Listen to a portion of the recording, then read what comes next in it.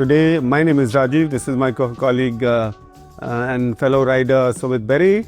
And today, what we are sharing with you are our experiences of little comfort tips that we have learned over the years. And today, between Sumit and I, we will be talking about our experiences in broadly three categories.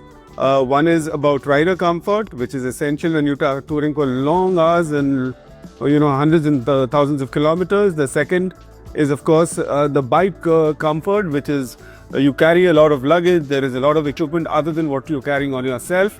How do you make that the most comfortable experience? And third, of course, is comfort and partly safety, which is bike maintenance on such trips. So Sumit, welcome once again. And like I mentioned, let's broadly divide it in three parts. One is the rider comfort, which is what we carry on ourselves for long journeys. Second is what we carry on the bike. And third is, of course, how we maintain the bike to ensure safety and comfort. So let's start with personal comfort first. Why don't you share with us your experiences and what you use and you utilize in your long journeys? Okay, Rajiv, I would start off with a cooling vest first, okay? Because I cannot stand heat. So this is something which I bought and I used it twice and it's quite good. So this is what a cooling vest is. Looks like this. Okay, so now what you need to do, you need to soak it in water for 15 minutes. Right, in a bucket of water before wearing it. You soak it in and take it out. And then after 5 minutes, you need to wear it over your jacket. Whatever armored jacket you wear, you need to wear it over that. Or under it also you can wear. All right. So you don't wear it on your skin? Yeah, don't wear it on your skin. Because otherwise you'll have moisture rashes. Correct. So you wear it on your t-shirt over it and your jacket. So how long does this cooling? 6 to 8 hours. 6 to 8 hours. Yeah. That's a long enough ride, right? Of course. And after 8 hours, you're going to take a break anyhow. Yeah. You can take a break again. Yeah. And use it. Yeah. It's very interesting. So what kind of temperatures does this sort of assist you in? Okay. Before the temperature, let me tell you, it is only good for dry weather.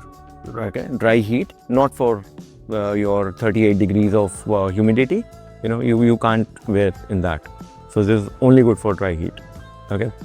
And there are a lot of options available in the market. This is what I bought from Triumph for discount, but otherwise I won't have spent this much money on this. But Bikerati, they've got something which costs about 4,900 something, and plus minus some discounts which any retailer would give you.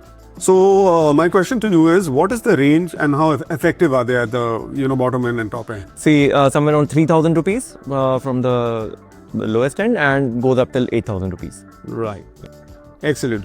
So this works in the summers, it works in drier places. Yeah. And it seems to be an essential for people who ride 12 months in a year. Absolutely. Correct. So what else do we have? Okay. So I've got a hydration bag here. So I think you can speak better on this. You see, you use this one and I use a Decathlon one. I've got the Why don't you show us that first? Okay. So guys, this is the hydration bag. For those who don't know what a hydration bag is, this has got a bladder inside in which you can keep a liter of water, and there is a pipe here which stays here on your chest, so that when you're riding and if you're wearing a modular helmet, you can just suck water from it. And you need to wear it just like you wear your backpack. It goes like this. It's pretty simple. Very, very affordable solution. This costs about 1,600 rupees at Decathlon. But of course, if you want more capacity, then you need to go in for slightly expensive ones. Like Rajiv would explain you about this OGO thing. Rajiv, all your time. So my experience, I'd like to share a bit of a background. I was never into carrying anything on my back because I ride a long distance, and I always thought it's going to create a problem for me. But I can assure you today, if somebody was to ask me, what is that one thing I need to pick from the entire set of things that I carry or I use, this will be the most important. I've got hooked onto it. Firstly, as Sumit mentioned, this is a hydration pack. Just to give you a context, it's a very interesting mechanism that they have on this. So there's a 2-liter bag inside, and it has got 3 different sets of valves, so you can disconnect it at any point of time and it won't let it get wet inside. Secondly, they have extremely high-end insulation inside. So I have put warm, water in this overnight and kept it in my fridge, taken it out, put it in the morning. It's lasted me for hours and hours and hours, sometimes 12 hours, and the water stays cold.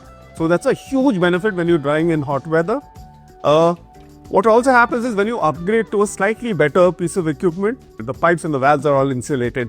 So what happens when you're riding long distances and you're in 45-degree heat, the first step that you take from this almost throws you off when you're riding. So it really helps when you have something a little more advanced in terms of the technology. The valves again are very, very solid. In fact, you can buy them separately over a period of time and keep replacing them. Why is it important? Because it's very important to stay hydrated in your trips, and especially given the COVID situation. When you're traveling, where you want to access water, what are you going to get, whether it's worth buying, and even when you're going to buy from some place, is that environment good enough for you to interact with people? So this has become critical for me moving on. But more than that, what really helps me is the storage space. So it has got basically 3 pockets. I'll just show you. One is a felt line pocket. So it's almost like, a jewelry box of sorts. So I keep my sunglasses, which are quite expensive. So I intend to keep them safe. I keep my second mobile phone, which I use because when I travel, sometimes I get connection, I don't. So the second mobile phone stays here. The first one obviously is on the mount. And the other back packet is very large. If I start taking out stuff, you'll be scared. Very intelligently done. It's got a fluorescent lining. So there have been lots of situations where it's been very dark in the middle of a ride, where I couldn't see what I wanted to search for inside the bag. This works beautifully. And then there are a lot of small, mesh pockets that they've created here. And I can separate. As you can see, I've got medication here, I've got sanitizer here, and it's pretty deep. So there are quite a few other things that go in. And of course, my essentials like my wallet and my, credit cards and a lot of other things that I need to carry and easily access. If you've got small cameras, everything can come in here. And in one zip, it's through.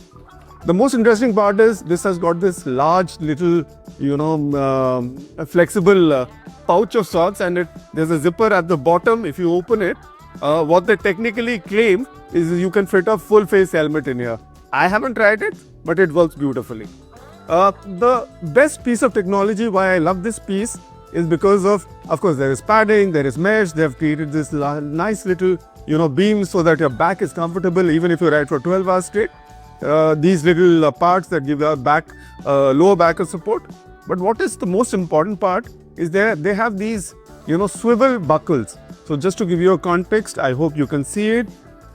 Once I put it across my chest, when I'm riding, and I do a lot of off-road riding and a lot of trail riding, what it does is it moves with you at all the access points.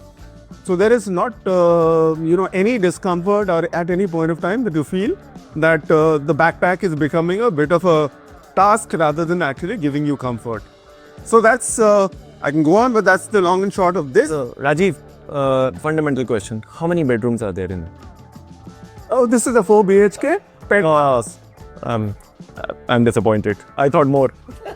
Okay, anyway. This is called the Daha Ugio. It's one of the better ones in the market today. Slightly on the expensive side, but it's worth the investment because it lasts you for a very long time. How much does it cost? This costs somewhere around 8,500. Okay. I always get a deal, a discount. But believe me, it's one of the best investments I've made on my bike since I've got it. So Sumit, that's about the back, Yeah. and how we need to keep our ride comfortable. But what is even more important is our bum. Yes. So give us some tips on that. Okay. So I've got something which is called No More Numb Bum. It's quite funny name, but it's very effective. I use it for long tours. I bought it about 2 years ago, and see. So this is basically an air cushion. It has got blisters inside in which you can fill air through a pump. A pump comes with it. There is a valve here, so you can fill it, and you can mount it on your existing seat, rider seat, and you can probably cover about 1,000 kilometers without any problem in your butt. So this is very essential for me. Whenever I do long touring, anything in excess of 300 kilometers, I use this. There is one thing that people need to understand is you should not inflate it completely. You should keep it at halfway, because there are two things. One, you tend to slip if it is too much filled with air. Second, your ride height, it increases. So for a person like me, I feel pain in the neck. Correct. As soon as I get Shorter riders. or short. All touring bikes are Shorter riders, yes, of course. Then there'll be problem managing tiptoeing, managing the bike would be difficult for them. But even for taller people, you get even taller, and then the neck will pain. So you should not go all the way with your inflation. So it seems like a very good solution, but from my very limited knowledge, I know there are different kinds of seats that we have. Yeah. There are air cushions, there are gel cushions. Do you have any advice on that? And what is the price difference that would be there? See, this costed me about 4,500. I'm not much aware about the gel cushions which are available separately, but yes, a lot of people are getting their seats modded. Their stock seats modded. They take the leather or that, whatever that material is, they take it off, then put some more extra cushion and put silicone pads inside so that it is easier for riding. But I have seen people who are not happier with that either.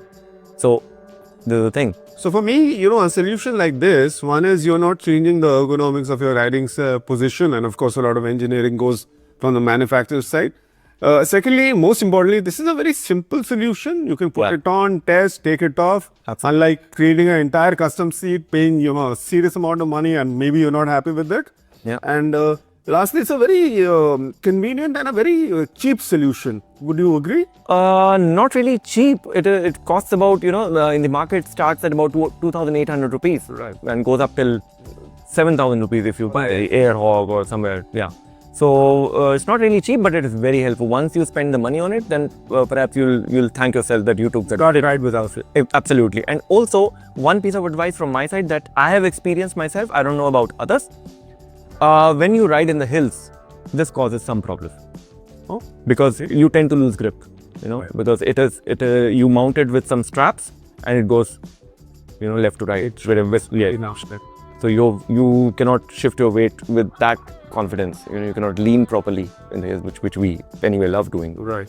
Also, if you are wearing rain pants, you might kill yourself on this. So because there's no grip. This is waterproof. Yeah. Okay. So when you're wearing rain pants, we'll discuss rain pants later, then you tend to lose a lot of grip on this. Right. Then you can't yeah. Cool. Thank you. We learn a lot. Moving on. What is the next item that you think? Okay. Is critical. To me, this is the game changer device. Oh yeah. And it's critical to keep it with you at all times. This is the Xiaomi tire inflator thing. So it's easy. You can set your PSI levels. How much do you want it? And once you fit it in on the valve, it shows you the existing PSI level in your tire. It's as easy as this. So you can set the level. It cuts off automatically. So it's quite nice. Costs about 2,300 on Xiaomi's website. Quite nice. Want to have a look? No, I love one of these things. As you know, I do a lot of different kinds of terrain when I ride, and I always have to, change the tire pressure when you're off-road, when you're on rock, when you're on sand. But the moment you come back onto tarmac, you still have 300 kilometers to ride. And then what you do, you can't go searching for a, petrol pump guy, and in the back roads on, the rural roads who don't have a petrol pump guy or somebody who's got a tire inflator. So this really, really helps in that sense. How long do you have to charge this? How long does it stay? What's the story? In my experience, I have inflated about 6 tires with this. Okay. Yeah, well, one of them was car tire. Okay. So I'm quite happy. Yeah, it's powerful enough. I'm quite happy with the battery backup.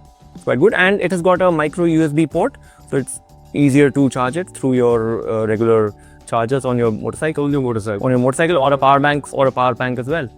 It's quite good. You can keep it inside your luggage and connect it with the power bank. So I'm riding for the entire day. I go check into a hotel or stay, a place that I'm You can charge it every day. every day. Keep it overnight, and And not every day you're going to inflate. Yeah. So it's quite good. It's portable. It's very small, light, and that's it. And even your children will be happy. It comes with an attachment when you can inflate footballs as well. Footballs or basketballs. So it's quite nice. Excellent. I love this product. I perhaps I will never go on a tour without this. Makes sense. Excellent. So moving forward, what else? What else do we have okay. that you need to carry? So Rajiv, next up are the high compression socks. I use it for comfort because when you're sitting for a longer time on a motorcycle, you need your blood circulation to be okay. So I use these. So would you want to explain our viewers more about these? So yeah, absolutely, my pleasure. I also wear a lot of compression, garments. Not just socks, but beyond socks. In the summers, at least, my base layer is always, a compression slacks. I don't have anything specific in terms of motorcycle gear, but I have got Nike Dry Fit that I wear in the summers. What it does is, it reduces muscle cramp, because muscle cramp happens for two reasons. Either you're fatiguing the muscle by doing or exerting it too much, or fatigue sets in because you're sitting for long hours, for long rides without moving, and your muscle doesn't flex or get exercise, so it starts cramping again.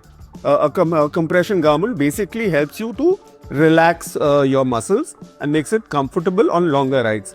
The other thing it does is, if you go for the high end, a good garment will keep you cool in the summers by absorbing your sweat and making it ventilated. But in the winters, it will actually provide you warmth. So this actually makes a lot of sense. Yeah. The socks, if you want to get trousers, I wear these kind of trousers and they become very, very uncomfortable, especially in the summers. So I keep a base layer of slacks and a t-shirt. So incredible stuff. What is the price range of something like this? These cost about 400 rupees. Excellent. Good investment. Yep, very good in fact. Next one, sir. So let's talk about rain pants. Okay. So Rajiv, I normally don't ride much in rain, but sometimes you don't get to predict the weather, and you're in the mountains or anywhere, it rains. So I always keep this in my luggage. So you can wear it over your regular pants, so that whenever it pours, you are dry. Right. No problem at all. And it has got a zipper here, so you can wear it over your boots as well. And it's got some amount of elastic also. So you can wear it over the boot and zip it down so that it stays tight. So even your feet are protected. So Sumit, I noticed this is from Quechua. Yeah. So this is not specific to motorcycling. Yes, So what this really does for us riders is it gives us two levels of protection. The way you would typically use a wind cheater, it protects you from wind, cold air blasts when you're riding, especially in the winters up north. And it also protects you from any kind of water, be it rain, or you're riding through a river crossing. It comes of extreme use. What I love most about this is if you go for a complete waterproof motorcycle riding pant, it costs you a bomb. All you need to do is buy a normal standard set of riding pants which are comfortable for you, which give you safety at the key places. And if you just slip this on over it, as a combination, they are worth tens of thousands of rupees worth of waterproof Gore-Tex. This costs only 699. We are cheap. Okay. So Sumit, when you get up in the morning and you're a long day ahead of riding, I would presume you start with some kind of an underlayer, depending upon the weather or the terrain that you're riding on. Yes, I do. I use a set of base layers. I'll show you the top and the bottom. So this is what I use. This is the bottom. Right. It is very snug. It stays, in very, very tight with your skin. Right. And it's warm. It has got felt lining inside. Right. And in extreme cold, like when you're riding in fog or 4 degrees or 5 degrees in the morning, it's quite helpful. You can wear it under your pants, and also this does the similar job, and it keeps air from entering from your wrists. It's that tight. So they also call it a skin. Right. It's quite handy for winters, and I wear normal t-shirt above it and my regular winter jacket. Right. In my experience, one is the weather part of it. Of course, you can always invest in expensive jackets and pants and so on and so forth. But for me, this is a very critical comfort garment. So as of right now, if you see, I have a base layer under this, I have a base layer under this. My experience is when you start wearing these kind of trousers and jackets, they are very rough in terms of texture because they're meant to do a job. Yeah. They are abrasion proof and so on and so forth. Correct. So initially when I used to wear this, every ride I used to come back with a sore patch on my knee. That happens. And the moment I started wearing this baseless, my level of comfort grew. So therefore I was riding further, I was feeling more comfortable, and I was riding more safer because there was no discomfort in my mind. So it plays a very, very large role. True. Correct? So what are we moving on to next? Okay. So we will talk about the liners, for the glove. Right. There are people who don't have or don't want to buy different sets of gloves for different weathers. So this works really well with your mid-season gloves. Like you yourself use Alpine Stars Outdry, I believe. Yeah. So if you wear these under your mid-season gloves, so you are ready for the winter. I used it last year on my Rajasthan trip. It was quite cold and I was doing well with these. It was quite nice. It is made of merino wool, very thin, doesn't cause you any discomfort. The only thing is, after 3-4 hours of riding, its seam it may hurt your fingertips. But somebody told me a hack this morning that you can wear it the other way. Yeah, you just reverse it and wear it so that your seam is outside. So Rajiv, would you just demonstrate for our viewers here how to wear this under your glove? Okay, so let me do one better. Yeah. So these are the gloves that I normally use. They are completely waterproof because if it's raining, it becomes very important to have a pair of gloves which is comfortable. And if your fingers don't work, then it becomes a problem. And it's a full gauntlet, right? So it keeps you safe from all kinds of weather elements. But the problem that I had with this was the moment winter set in, it's not comfortable. I can tell you, winters in the north, it doesn't work at all. And if you go to the hills, your fingers, your tips will start freezing so badly. Yeah. So I thought I'll buy a winter glove. And then I realized winter gloves cost you a bomb. So what I did was, and as you can see, I just added this liner. It's inside. It's pretty much like what Sumit shared with us. This I bought from Decathlon on discount for some 350, 400 bucks. So it makes this glove with this worth some 18,000 rupee glove, and it works wonderfully. And the convenience is if I'm riding and I come down back into the plains and it gets warm, all I need to do is pull this out. Works wonderfully. Absolutely. So moving on. Let's talk about the neck warmer. You're already wearing it. So, so let's explain. You do it, huh? Okay. So, what I experience every time when I'm riding, especially in the winters, is that I have a very expensive helmet. I have a few. Yeah. Some of them very expensive. The helmet ends here. Yeah. There is always a chin, strap of sorts in the high-end ones, but they don't deflect the air that often. Correct. And even the most, expensive jackets, they end right here. So when you're riding at, high speeds in a cold climate, this place can make you singularly most uncomfortable. Absolutely. So that's why I invested in something like this. Again, this is from Decathlon. It's not terribly expensive, 160 bucks if I remember correctly. The good thing about it is, unlike a standard muffler or a scarf that you put around your face, this has this nice little, equipment where you can press it and pull it and you can tighten it. So in a ride, especially when I'm putting this on, every time I put my helmet, this comes out. Yeah. So this little mechanism helps you keep it in place and not let it bother you.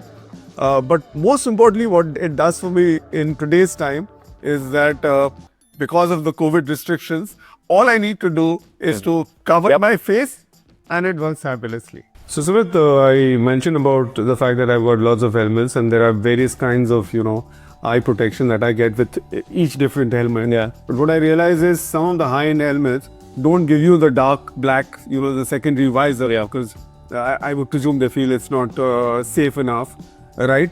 But when you're riding long distances, a person like me finds it extremely inconvenient because the level of sun since the morning till mid-afternoon changes dramatically. Correct. And I can't keep changing my sunglasses, keep putting it on, and I don't have the visor.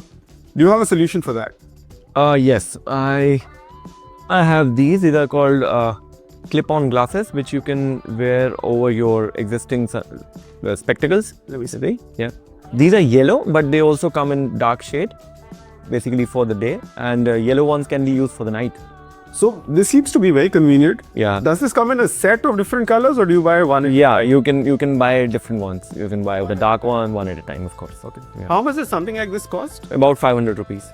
That's extremely, Yeah. And again, for that matter. and again, you can buy these from Decathlon. The cheapest glasses you buy with lenses cost you at least a few thousands, and the really expensive will go into lakhs for that matter.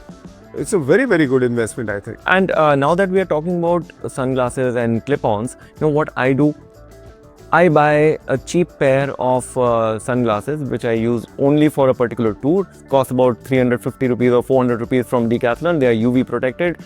Does the job very well, because when you are on a motorcycle tour, you tend to scratch your sunglasses way too often. Right. So at that time, if you're wearing something expensive like an Oakley or something, then you'll curse yourself. So I use those, I use it once and then I throw them off. It's quite nice. So ladies and gentlemen, the lesson to be learned here is that somebody who's got all this stuff also looks at, the price sensitivity once in a while.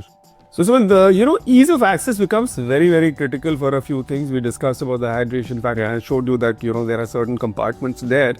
But for, weekend rides or breakfast rides, or my breakfast rides end up being 300 and 400 kilometers anyway. But every time I don't want to carry something on my bag or put something, in my top box. Is there a more simple and more convenient solution for something like that? Something like my wallet and my bike papers, a hand sanitizer these days, stuff like that. Yeah.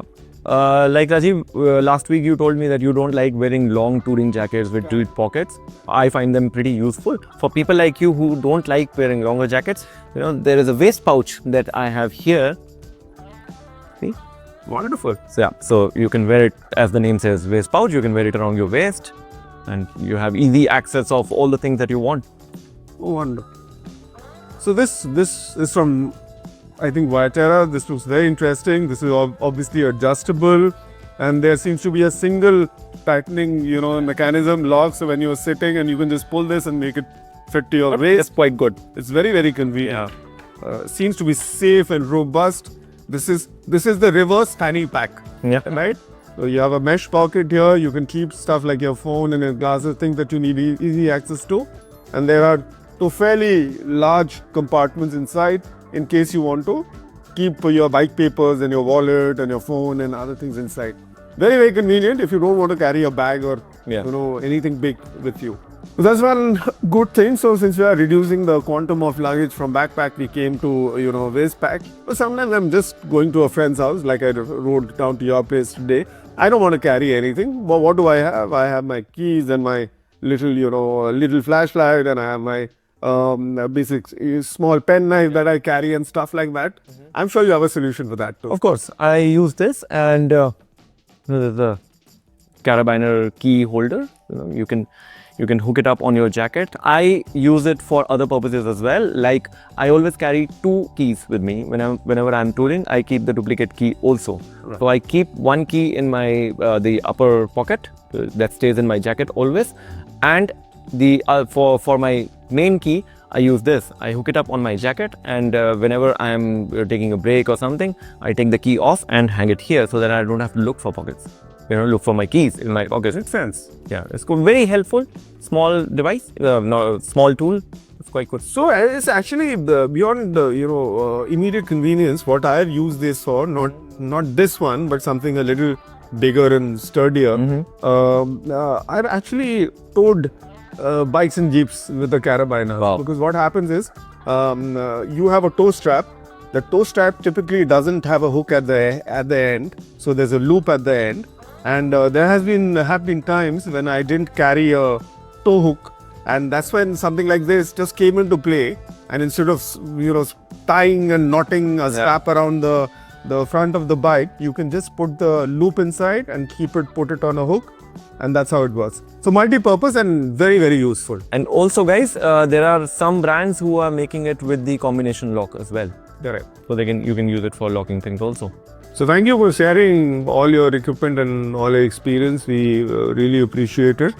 But what I would like to add is always try and take a cap with you, because when you're not riding and you're out in the summers, this little piece of equipment helps you in a lot of situations, and it looks good, right? But having said that, Sumit, there's a sea of equipment and we can't carry everything at all points of time. And I'm sure some of our younger viewers and riders, they do not have the luxury of investing in so many things immediately.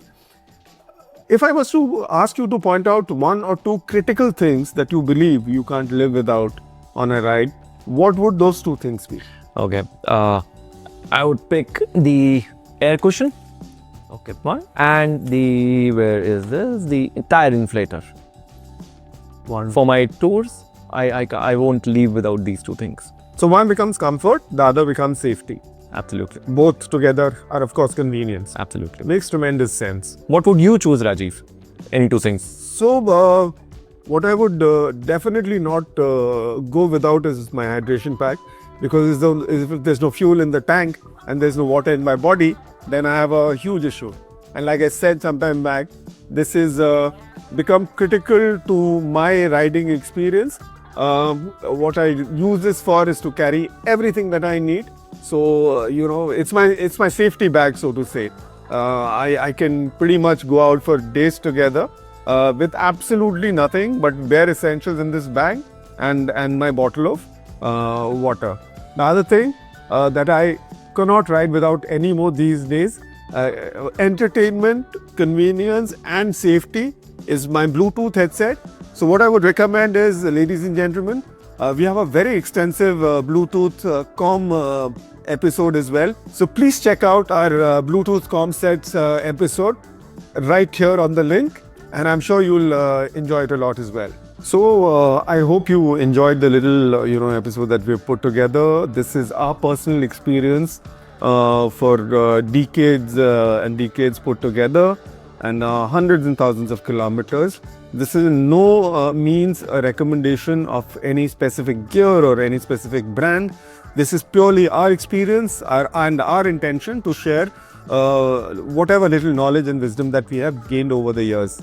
So with that, I'm sure Mr. Berry has a lot more information in his bag. If you want to ask us more, or if you have